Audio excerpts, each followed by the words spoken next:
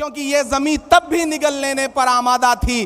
पांव जब टूटती शाखों पे उतारे हमने, इन मकानों को खबर है न मकीनों को खबर, उन दिनों की जो खलाओं में गुजारे हमने। हाथ ढलते गए सांचे में तो थकते कैसे, वक्त के साथ नए नक्श निभाए हमने। कि ये आवाजें बुलंद और बुलंद, बामोदर और जरा और संवारे हमने।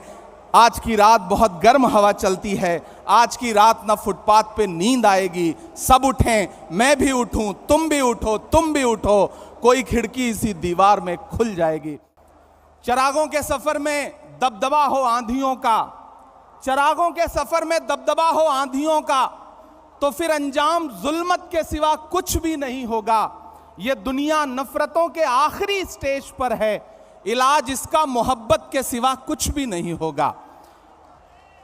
मेरी आंखों के सामने बैठे हुए कांग्रेस की बुनियाद के पत्थर आप हैं तो हम हैं, आप हैं तो हमारा वजूद है। मैं आपसे बस इतना कहना चाहता हूं कि अधिवेशन एक ऐतिहासिक अधिवेशन है जो इस देश की राजनीति के लिए एक नई दिशा और दशा तय करेगा। 1923 में महज 35 साल में भारतीय राष्ट्रीय कांग्रेस के अध्यक्ष बनने वाले मौलाना अबुल कलाम आजाद साहब कभी कहा करते थे कि दुनिया में ठोकरें उन्हीं को लगती हैं जो चलते हैं, जो पांव तोड़कर बैठ जाते हैं उन्हें कभी ठोकर नहीं लगती है। वो कहा करते थे कि सितारे टूट गए हैं लेकिन सूरज तो चमक रहा है, उससे किरण मांग लो और उन अंधेरी राहों में बिछा दो जहां उजालों की सख्त जरूरत है। मुझे फख्र है और मैं सलाम करता हूं अपने नेता राहुल गांधी जी को, जिन्होंने जमाने को दिखा दिया कि चांद में ढलने, सितारों में निकलने के लिए मैं तो सूरज हूं, बुझूंगा भी तो जलने के लिए। मंजिलों तुम ही कुछ आगे की तरफ बढ़ जाओ, रास्ता कम है मेरे पांव को चलने के लिए। मेरे भाई, कन्याकुमारी से कश्मीर तक हिंदुस्तान की सड़कों पर 3500 किलोमीटर में अपने कदमों की थाप से राहुल गांधी जी ने जो मोहब्बत की नई इबारत लिखी है उसको कागज पर उतारने का काम करेगा ये अधिवेशन। मेरे भाई, जिस सामाजिक न्याय का ख्वाब देखते हुए हमारे पुरखे इस जमीन की खाक में मिल गए, उन ख्वाबों को ताबीर में बदलने का काम करेगा यह महाधिवेशन।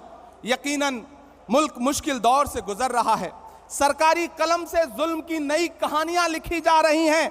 कहीं कोई रोहित वेमुला तो कहीं कोई नासिर और जुनैद मजबूर किया जा रहा है मरने के लिए।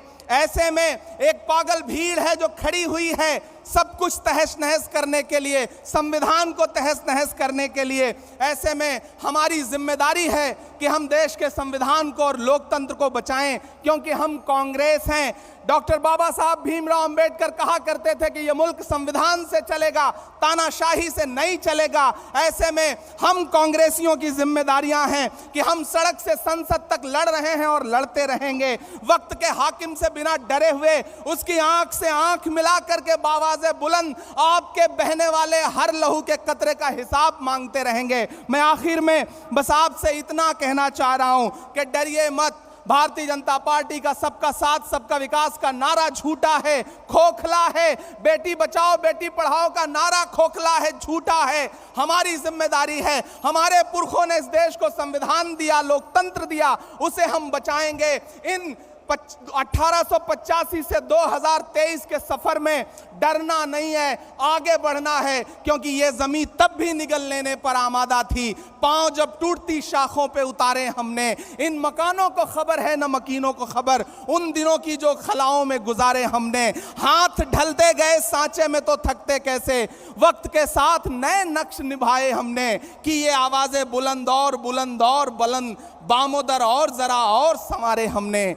आज की रात बहुत गर्म हवा चलती है, आज की रात ना फुटपाथ पे नींद आएगी। सब उठें, मैं भी उठूं, तुम भी उठो, तुम भी उठो, कोई खिड़की इसी दीवार में खुल जाएगी। बहुत शुक्रिया, बहुत धन्यवाद।